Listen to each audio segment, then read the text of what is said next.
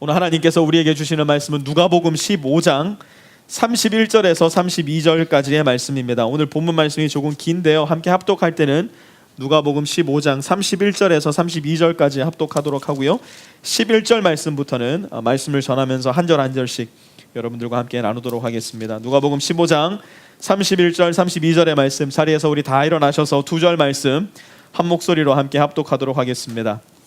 아버지가 그에게 말하였다. 얘야, 너는 늘 나와 함께 있으니 내가 가진 모든 것은 다 내 것이다.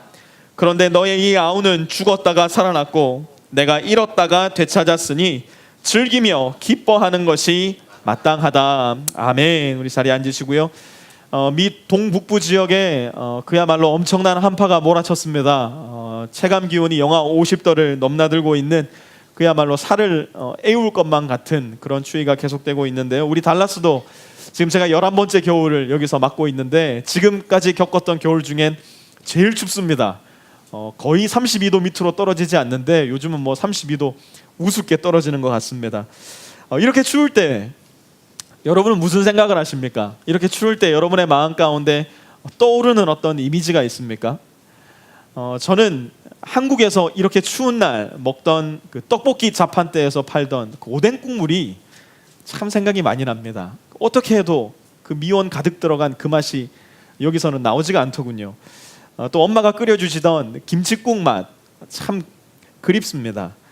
뿐만 아니라 이불을 땅바닥에 깔아놓고 나갔다가 늦은 밤 집에 돌아왔을 때 그 이불 밑에 들어갈 때 그 온돌방의 그 뜨뜻함, 온몸을 찢는 듯한 그 뜨뜻함, 여기는 있지가 않죠. 그런 것이 참 그립습니다.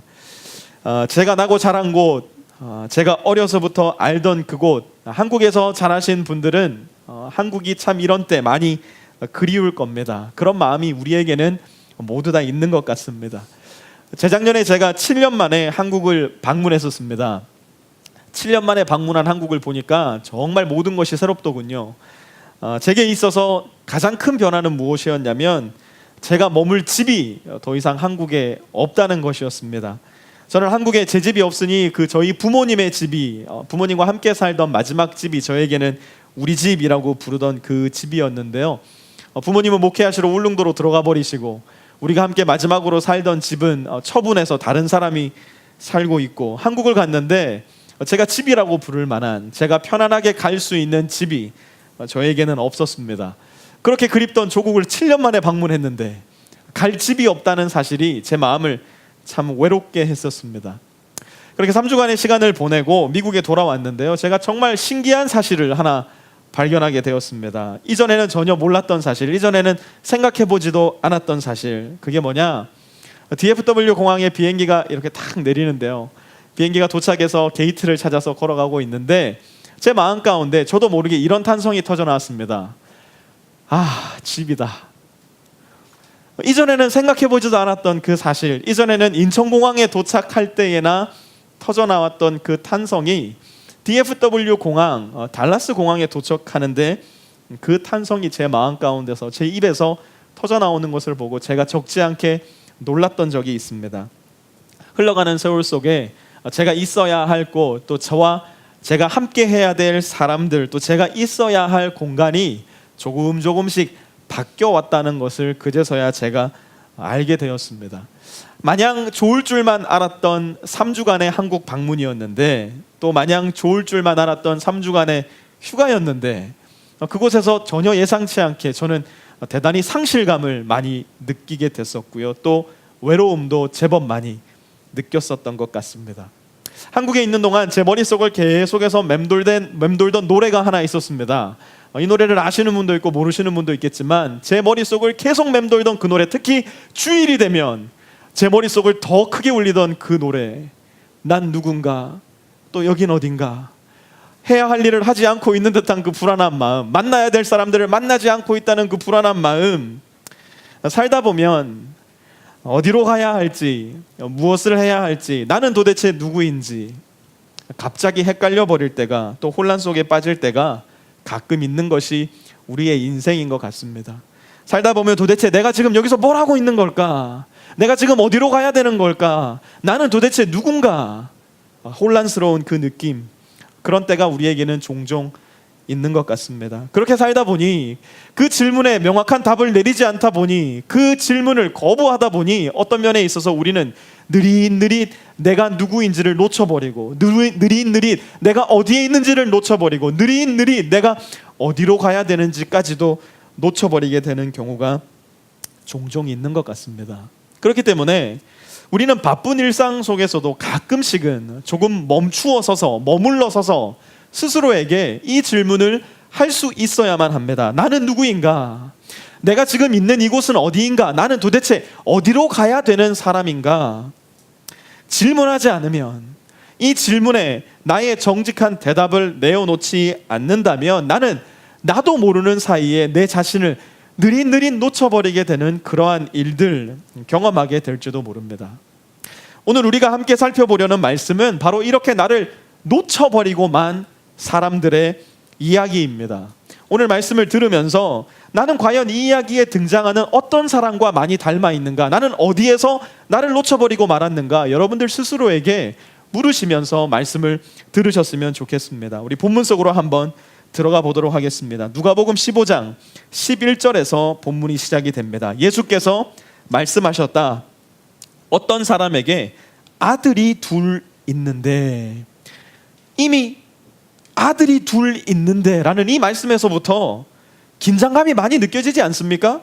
어떤 사람에게 딸이 둘 있는데 이러면 왠지 행복하고 화목하고 따뜻한 느낌일 것 같은데, 아들이 둘 있는데 이래 버리니까 우리 성도님들 중엔 아들이 둘 있으신 분이 딱 한 분밖에 없는 걸로 알고 있는데 마음이 갑갑해집니다. 긴장감이 막 느껴집니다. 예수님이 이어서 이렇게 말씀하십니다. 12절요. 작은 아들이 아버지에게 말하기를, 아버지, 재산 가운데서 내게 돌아올 몫을 내게 주십시오 하였다. 이 말이 사실은 오늘을 살아가는 우리에게는 별로 당혹스럽지 않을 수도 있습니다. 그러나 고대 근동 지방에서 아버지의 재산이 아들들에게 나누어지는 경우는 딱 한 경우밖에는 없었습니다. 그 경우가 언제냐? 아버지가 죽었을 때입니다. 아버지가 죽어야지만이 고대 근동 지방에서는 아들들에게 유산이 나누어졌습니다. 그런데 둘째 아들이 아버지, 재산의 몫을 나에게 지금 주십시오라고 이야기하는 것은 고대 근동 지방의 그 당시 문화를 투영해서 이야기하자면, 아버지, 나는 당신이 지금 당장 죽기를 원합니다. 지금 당장 죽어버리십시오라는 말과도 같은 것이었습니다. 이렇게 후한무치한 아들에게 아버지는 이런 반응으로 이야기를 합니다. 12절 후반절요. 그래서 아버지는 살림을 두 아들에게 나누어 주었다.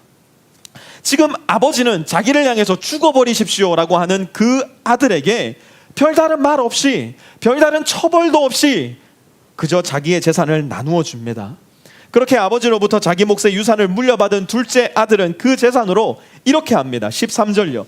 며칠 뒤에 작은 아들은 제 것을 다 챙겨서 먼 지방으로 가서 거기에서 방탕하게 살면서 그 재산을 낭비하였다. 성경은 얼마 만에 작은 아들이 자기의 재산을 다 탕진했는지에 대해서는 침묵합니다. 그러나 방탕하게 살면서 그 재산을 낭비하였다라는 말씀으로 미루어 보아서 그 재산을 모두 허비하는데 그렇게 오랜 시간이 걸리지 않았을 거라 쉽게 짐작할 수 있습니다. 그리고 무슨 일이 일어났는가? 16절 한번 보시겠습니까? 그는 돼지가 먹는 쥐엄 열매로라도 배를 채우고 싶은 마음이 간절했으나 주는 사람이 없었다.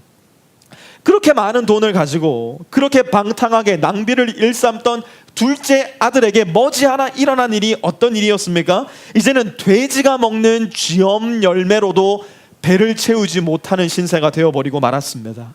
그야말로 낮아질 수 있는 데까지 한껏 낮아진 둘째 아들의 모습이 극명하게 말씀 가운데는 드러납니다. 바로 그때, 바로 그 순간에 둘째 아들은 그의 인생에 있어서 가장 중요한 순간에 직면합니다. 17절 보십시오.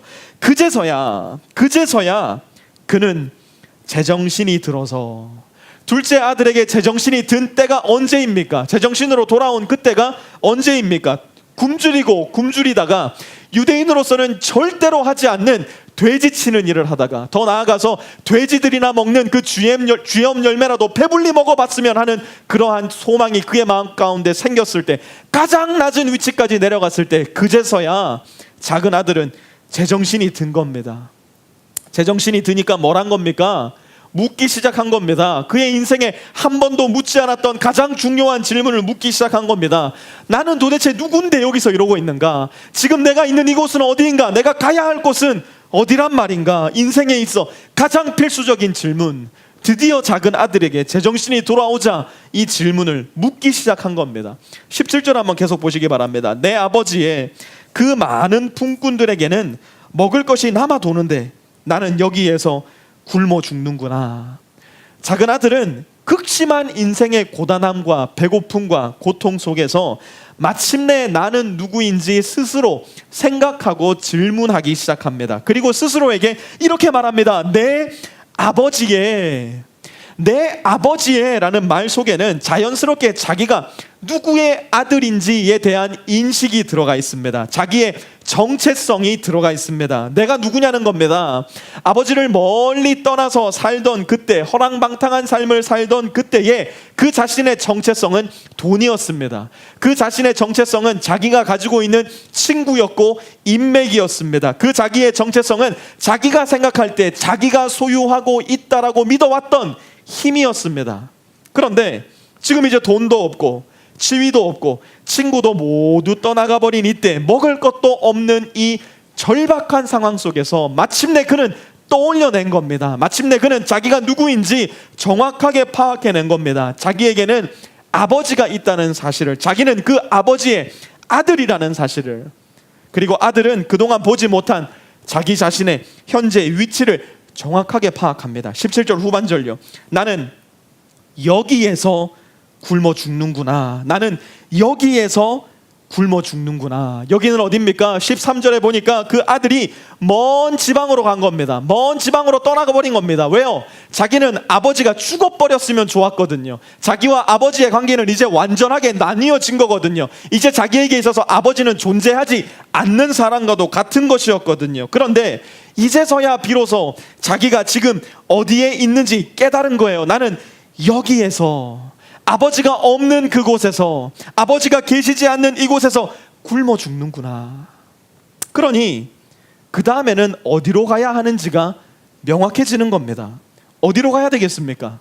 17절 한번 보시기 바랍니다. 내 아버지의 그 많은 품꾼들에게는 먹을 것이 남아 도는데, 누구에게 먹을 것이 남아 돈다고 이야기를 합니까?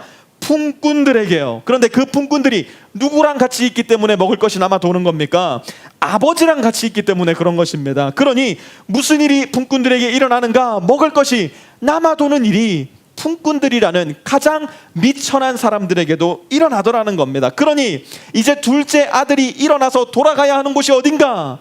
아버지께로 돌아가야 된다는 겁니다. 그가 갈 곳은 아버지께로밖에 없다는 겁니다. 그런데 문제가 있습니다. 작은 아들은 아버지 앞에 큰 죄를 지은 겁니다. 어느 정도로 큰 죄를 지었느냐?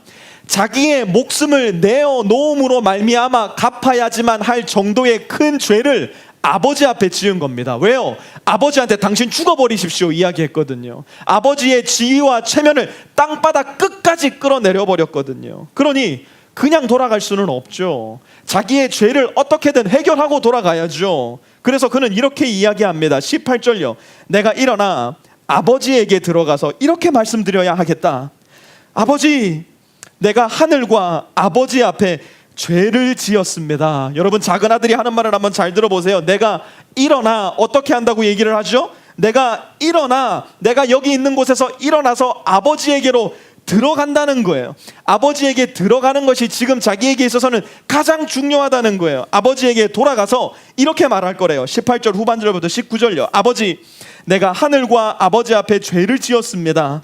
나는 더 이상 아버지의 아들이라고 불릴 자격이 없으니 나를 품꾼으로 삼아 주십시오. 지금 아들이 뭘 한 거예요? 아버지 앞에서 말할 것을 연습한 겁니다. 아버지 앞에서 이렇게 이야기하면 용서해 주시겠지 소망을 가지고 연습한 겁니다. 그리고 아버지에게로 돌아가는 긴 여정을 시작합니다. 먼 곳까지 왔기 때문에 돌아가는 데는 시간이 많이 걸렸을 겁니다. 100번, 1000번, 10,000번 넘게 자기 입에 그 연습문을 달고 계속해서 여정을 해나가며 그 말을 연습해 갔을 것입니다. 누가 옆에서 툭 친다면 그야말로 자동적으로 이 말이 튀어나올 정도로 끝도 없이 이 말을 되뇌이며 돌아갔을 겁니다. 그가 연습한 말의 핵심이 뭡니까? 내가 누구냐는 거예요. 내가 누구냐는 거예요. 아들의 대답이 뭡니까? 죄인이라는 거예요. 아버지, 나는 이제 더 이상 아버지의 아들로 여김을 받을 자격이 없습니다. 나는 죄인입니다. 품꾼이라도 삼아 주신다면 감사하겠습니다. 아버지에게 내 재산을 내주십시오 말하며 아버지를 멀리 떠나갔던 둘째 아들은 마침내 자기에게는 아버지의 아들로 일컬음을 받는다는 것 자체가 그가 생각할 수 있는 가장 큰 축복과 은혜보다 더 크고 더 큰 은혜라는 사실을 아버지가 안 계신 먼 곳에서 마침내 깨닫게 된 것입니다. 이번에는 큰아들을 한번 살펴보도록 하겠습니다. 큰아들은 여러 면에서 작은아들과는 전혀 다른 모습의 삶을 살아왔던 것 같습니다. 그야말로 모범적이고 순종적이며 아들의 역할을 잘하고 있었던 사람으로 그려집니다. 25절 한번 보시겠습니까? 큰아들이 밭에 있다가 돌아오는데 집에 가까이 이르렀을 때에 음악 소리와 춤추면서 노는 소리를 듣고, 한번 본문에 다시 잘 보셔요. 큰 아들이 어디에 있다가 돌아왔다고 이야기를 합니까? 밭에 있다가 돌아왔대요. 그러면 그 밭은 누구의 밭이었을까요? 당연히 아버지의 밭입니다. 아마 아들은 아침 해가 돋기도 전에 삽자루를 들고 쟁기를 들고 호미를 들고 챙겨서 아버지의 밭으로 나갔을 겁니다.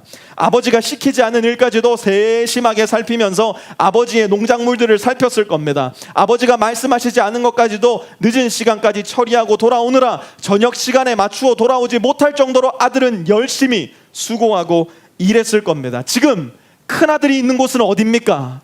아버지의 밭입니다. 지금 큰아들이 있는 곳은 아버지의 집입니다. 아버지와 함께 하는 곳입니다. 그리고 큰아들이 한 일은 아버지를 위한 일이었습니다. 그런데 그렇게 일을 마치고 돌아오는 큰아들에게 예상치도 못했던 소리가 들립니다. 음악 소리가 들리고 사람들이 춤추는 소리가 들립니다. 그의 마음은 먼 곳에서 음악 소리를 들었을 때 설레었을지도 모릅니다. 왜 설레었을까요? 옳다구나. 아버지가 드디어 나의 수고를 알아주시고 나를 위해서 잔치를 베푸셨구나. 나를 위해서 친구를 부르셨구나. 이렇게 수고하고 애쓴 나에게 드디어 아버지가 무엇인가 보상을 해주려나 보구나. 그래서 그는 이렇게 합니다. 26절요. 종 하나를 불러서 무슨 일인지를 물어보았다. 궁금하니까 물어본 거예요. 여봐라, 도대체 무슨 일이 있는 것이냐. 그런데 아들은 종에게서 전혀, 굉장히 갑자기 노래방이 되나요? 전혀 예상치 못했던 이야기를 듣게 됩니다. 27절입니다. 종이 그에게 말하기를 아우님이 집에 돌아왔습니다. 건강한 몸으로 돌아온 것을 반겨서 주인 어른께서 살찐 송아지를 잡으셨습니다 하였다. 자기와는 너무나 달랐던 동생, 자기는 감히 상상도 하지 못했던 일들을 어려서부터 그의 삶 가운데 일삼아 왔던 동생, 감히 아버지를 향해 죽어버리십시오 라고 이야기했던 그 괘씸한 동생, 아버지의 재산을 가지고 먼 데로 가서 창기들에게 그 모든 재산을 허비해 버렸던 동생, 자기로서는 상상하지도 못하는 일을 일삼던 그 동생이 돌아왔다는 겁니다. 그런데 그 동생을 위해서 살찐 송아지를 잡았다니요. 그 동생을 위해서 잔치를 베풀었다니요. 동생이 돌아왔다는 것은 그의 가정에 있어 가장 큰 수치이고 불행일 터인데 그 동생으로 인해서 잔치를 베풀었다니요. 그건 치욕이고 수모였습니다. 그래서 큰아들은 이렇게 합니다. 28절요. 큰아들은 화가 나서 집으로 들어가려고 하지 않았다. 여러분, 큰아들이 가야 할 곳은 지금 한 군데밖에 없습니다. 거기가 어디입니까? 집입니다. 아버지의 집입니다. 아버지가 계신 곳입니다. 그런데 28절에 보니까 큰아들은 화가 나서 집으로 들어가려 하지 않았다. 여러분, 큰아들은 지금 누구에게 화가 난 것일까요? 큰아들의 분노가 정조준하고 있는 그 타겟은 도대체 누구였을까요? 자기의 동생, 모든 재산을 탕진하고 집으로 돌아온 그 동생이었을까요? 그렇지 않습니다. 큰아들의 분노의 대상은 아버지였습니다. 왜 그는 아버지에게 화가 났을까요? 29절 한번 보세요. 그는 아버지에게 말하였다. 나는 이렇게 여러 해를 두고 아버지를 섬기고 있고 아버지의 명령을 한 번도 어긴 일이 없는데 내게는 친구들과 함께 즐기라고 염소 새끼 한 마리도 주신 일이 없습니다. 여러분 잘 보세요. 큰아들은요, 밭에서 집으로 돌아오는 길에 자기 동생처럼 먼 곳에서 아버지의 집으로 돌아올 때 연습한 것처럼 아버지에게 할 말을 큰아들은 한 번도 연습하지 않았습니다. 아버지에게 무슨 말을 할까, 집에 가면 아버지에게 어떤 말을 할까, 큰아들은 단 한 번도 생각해 본 적도 없고 연습해 본 적도 없습니다. 그럼에도 불구하고 아버지를 만난 그는 마치 오랜 시간 동안 연습하고 준비했다는 듯이 아버지에게 그의 마음을, 불평과 불만을 쏟아내기 시작합니다. 나는 이렇게 여러 해를 두고 아버지를 섬기지 않았습니까? 내가 당신을 위해서 한 일을 생각이나 해보셨습니까? 내가 당신을 위해서 얼마나 많은 일을 했는지 알기나 하십니까? 아버지는 내가 명령을 어긴 적이 한 번도 없다는 것 알기나 아십니까? 지금 큰아들은 그동안 마음에 쌓여 있었던 그 큰 분노를 아버지 앞에서 터트려내고 있는 겁니다. 그런데 여러분, 큰아들의 분노가 마음에 쌓인 이유가 뭔지 아세요? 큰아들의 말을 다시 한번 들어보세요. 나는 이렇게 여러 해를 두고 아버지의 명령을 한 번도 어긴 일이 없는데 염소 새끼 한 마리도 주신 일이 없습니다. 지금 큰아들이 뭐 하고 있는 건지 아십니까? 큰아들은요, 자기가 아버지를 위해서 그동안 해왔던 일을 다 세고 있었던 겁니다. 큰아들은 그동안 아버지를 위해서 자기가 해왔던 일들을 하나도 빠지지 않고 그의 장부에 다 기록하고 있었던 겁니다. 그러니 그 다음으로 자동적으로 기록하게 되는 것이 무엇인가? 아버지가 나를 위해 해주지 않은 일들을 기록하게 되는 거예요.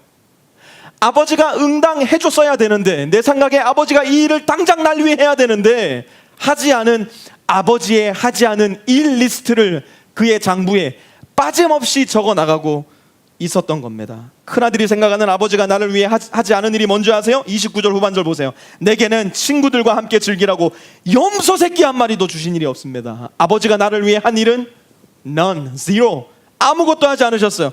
나는 아버지를 위해 오늘도 새벽부터 밭에 나간다. 아버지가 나를 위해 한 일은 nothing. 나는 아버지의 말에 한 말씀도 어기지 않고 순종한다. 아버지가 나를 위해 한 일은 nothing. 나는 아버지가 원하는 일을 오늘도 하고 내일도 할 것이며 어제도 해왔던 것 동네 사람들이 다 한다. 그러나 아버지가 나를 위해 하신 일은 nothing.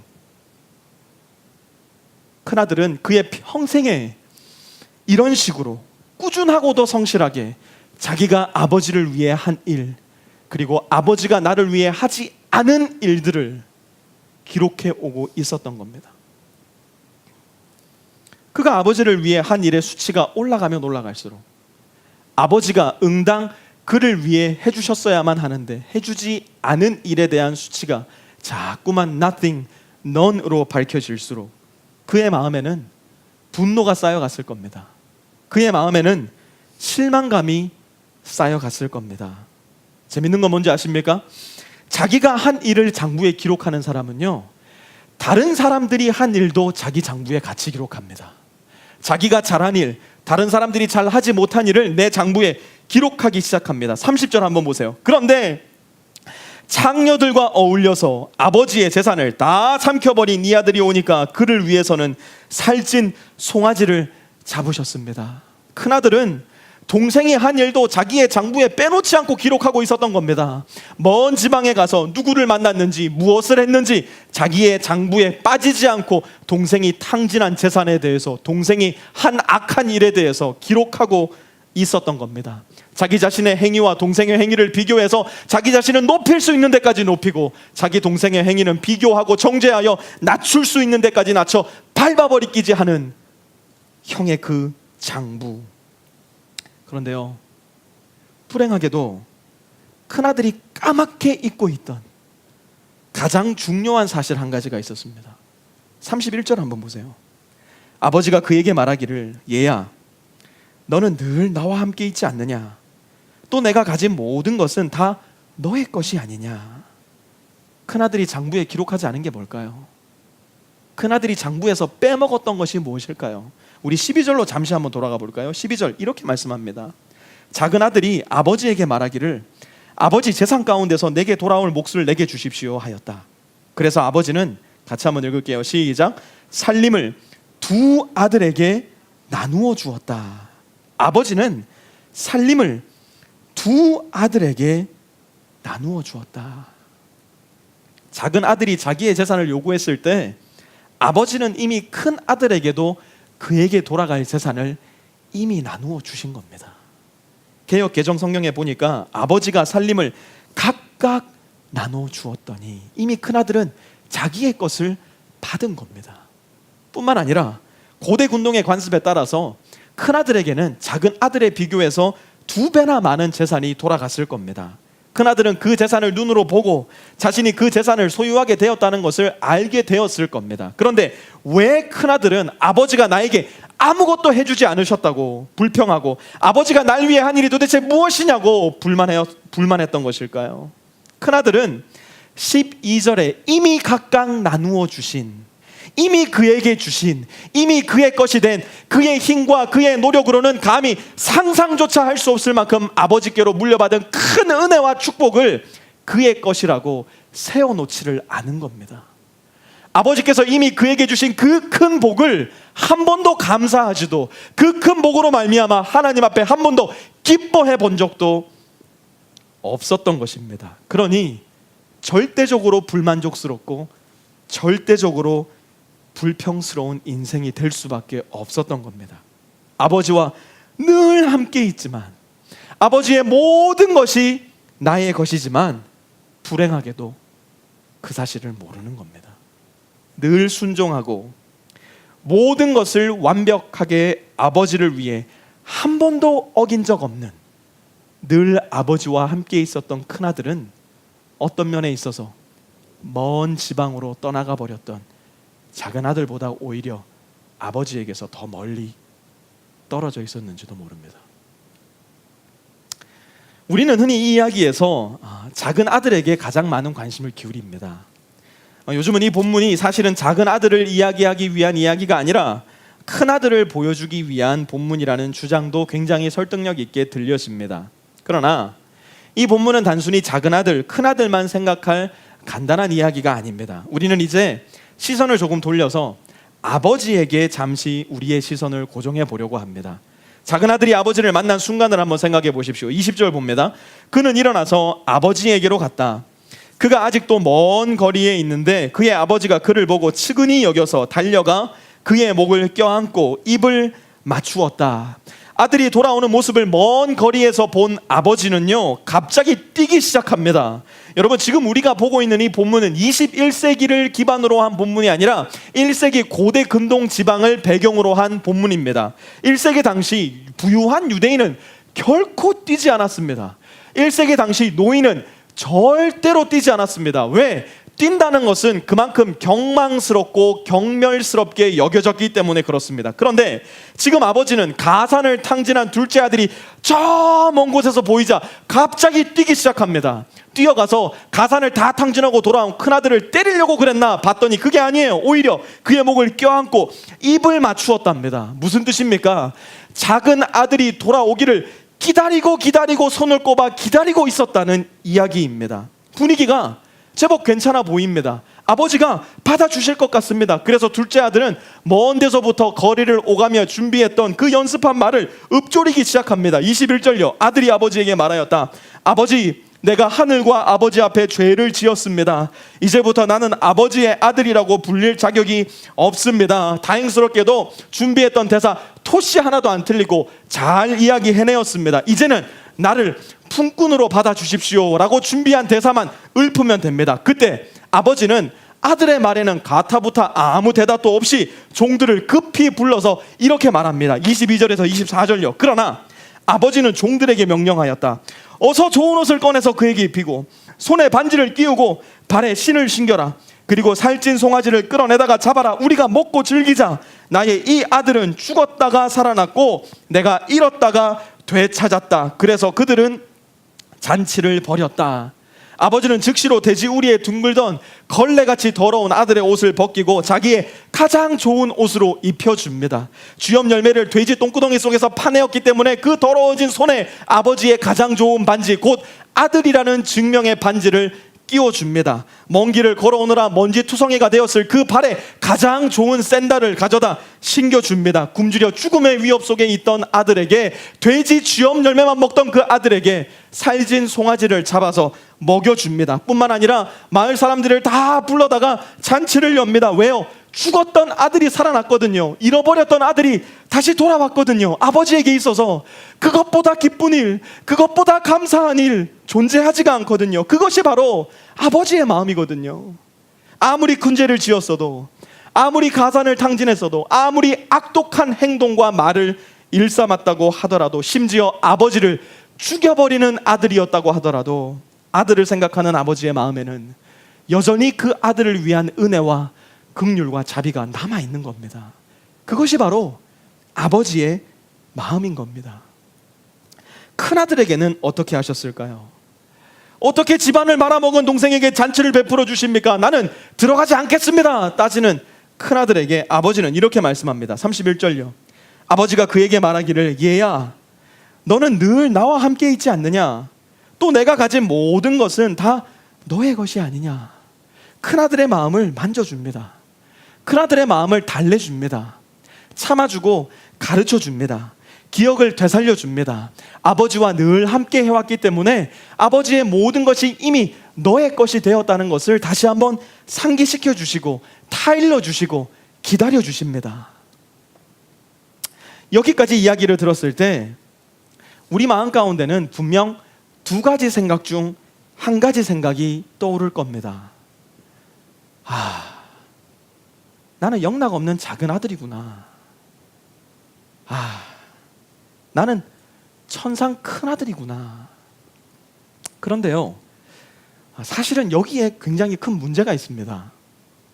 우리는 이 말씀을 너무 자주 들어왔기 때문에, 이 말씀이 너무나 잘 알려진 성경 본문 중에 하나이기 때문에 이 말씀을 듣고 또 들어도 이전에 가졌던 그 생각의 패러다임에서 벗어나지를 못합니다. 여전히 나는 큰 아들이고 여전히 나는 작은 아들일 뿐입니다. 이게 무슨 말인지 한번 잘 들어보시기 바랍니다. 작은 아들 신드롬에 걸려있는 신자들이 있습니다.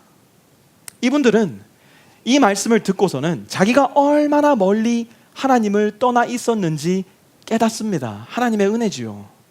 그리고 신속하게 하나님을 향해 돌아옵니다. 하나님, 잘못했습니다. 용서해 주십시오. 나를 하나님의 아들이라 일컬음 받지 못하겠으나 하나님 주의 은혜로 용서해 주십시오. 주님과의 관계가 회복이 됩니다. 문제가 뭔지 아세요? 머지않아 또 떠나버립니다. 하나님을 향해서 또 요구합니다. 하나님, 내가 하나님의 아들 아닙니까? 내가 필요한 거 주십시오. 하나님을 또 떠나버립니다. 먼 데 가서 탕진합니다. 배고파집니다. 울면서 또다시 돌아옵니다. 작은 아들 신드롬에 걸려있는 신자들의 모습입니다. 반면 큰 아들 신드롬에 빠져있는 신자들도 생각보다 무척이나 많습니다. 늘 아버지와 함께 있다고 하면서, 늘 아버지와 동행한다고 하면서 늘 불평합니다.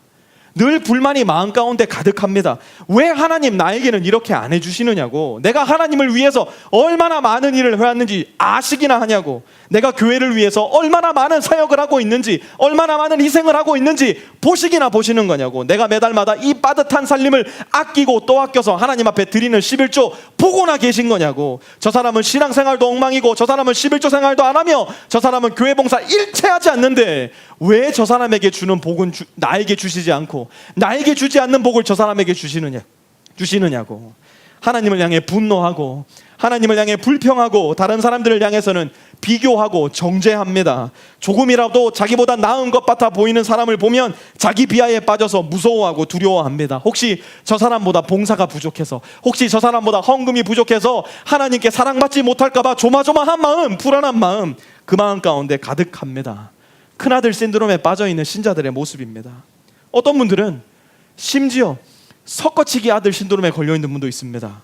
작은 아들의 삶을 살다가 주님께로 돌아온 이후에는 얼굴 싹 바꿔서 큰아들의 삶을 살기 시작합니다. 반면에 큰아들처럼 평생을 살아왔는데 인생의 어느 한 지점에 이르러 하나님을 완전히 떠나버려서 작은 아들, 탕자의 삶을 살아가는 신자들도 있습니다.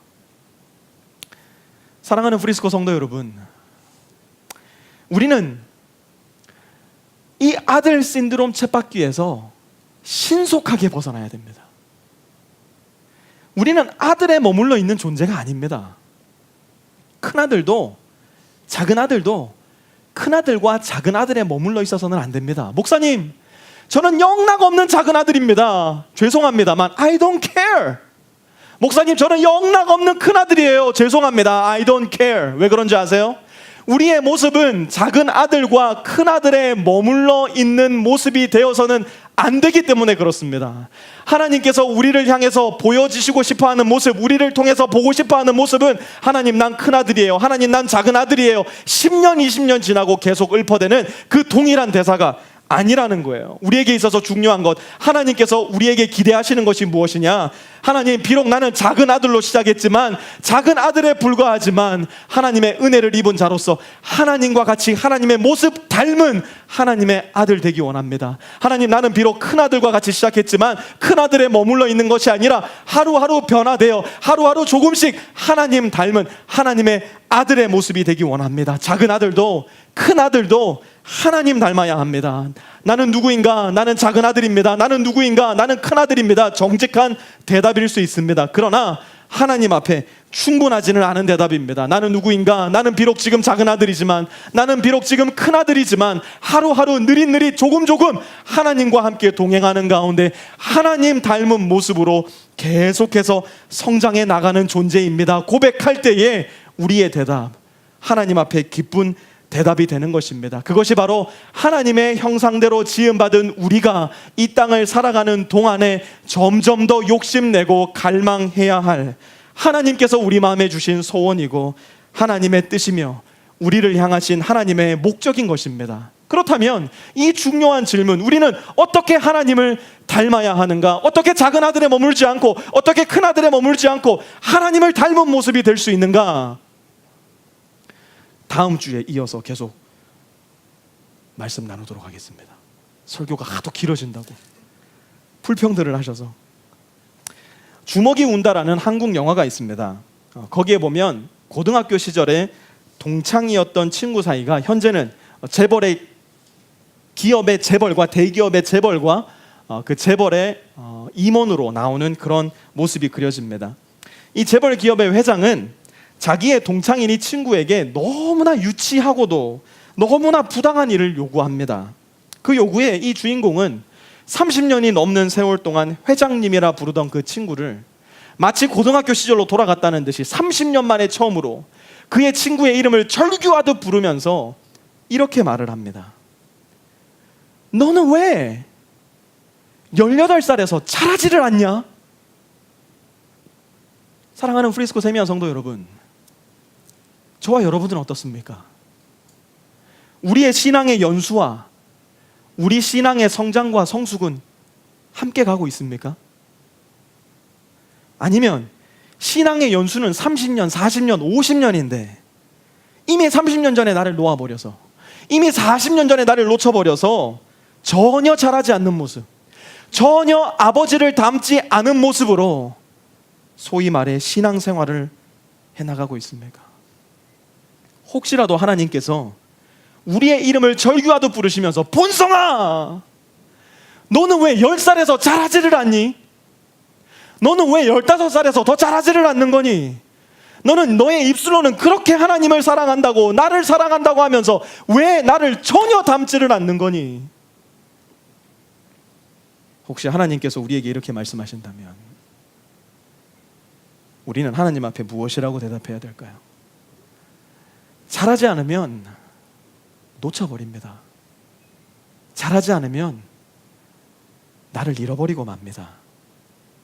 그리스도인으로서 우리의 아버지 되신 하나님을 닮지 않는다면 그리스도인으로서 나를 놓쳐버리고 마는 겁니다. 저와 여러분은 누구를 많이 닮아 있습니까? 큰아들을 많이 닮았나요? 작은 아들을 많이 닮았나요? 우리는 도대체 언제쯤이나 되어야 하나님을 닮은 하나님의 아들과 딸들이 될 수 있을까요? 잠시 함께 기도하도록 하겠습니다. 오늘 말씀을 들으시면서 이제 기도하시면서 나는 누구인가 한번 진지하게 생각해 보시기 바랍니다. 나는 어디에 있는가? 나는 어디로 가야 하는가? 신중하게 생각해 보시기 바랍니다. 혹시 여러분 중에 하나님 아버지를 떠나서 먼 데 있는 분이 계셔요? 뭘 해도 배고프고 뭘 해도 허무하고 쓸쓸하고 텅 빈 것 같은 공허함이 있으신 분 계셔요? 일어나세요. 주님께로 돌아오세요. 그 모습 그대로 오세요. 똥 묻어 있어도 괜찮고 돼지 냄새가 나도 괜찮아요. 여러분들이 돌아오시기만 한다면, 제가 돌아가기로 결단만 한다면 저 먼 곳에서도 단숨에 알아보시고 먼저 뛰어나오셔서 안아주시는 분이 우리 하나님입니다. 반면에 나는 늘 하나님과 함께 있다고 생각하면서도 자꾸만 하나님을 향해 불만과 불평, 그리고 다른 사람들을 보면서는 비교와 정죄, 자기 비하에 빠져있는 분 혹시 계시지 않으셔요? 그렇다면 주님께서 하시는 오늘 우리에게 주신 말씀을 잘 들으세요. 얘야, 너는 늘 나와 함께 있어. 나의 것이 다 너의 것이지 않냐? 주님께서 우리에게 해주지 않았다고 생각되는 것 말고 이미 주님께서 우리를 위해 하신 일과 주신 것을 먼저 좀 생각해 보세요. 그리고 우리 이렇게 한번 기도해 봅시다. 하나님 아버지, 저는 작은 아들입니다. 저는 큰 아들입니다. 그러나 거기에 머물러 있지 않고 제가 아버지 대신 하나님을 닮고 싶습니다.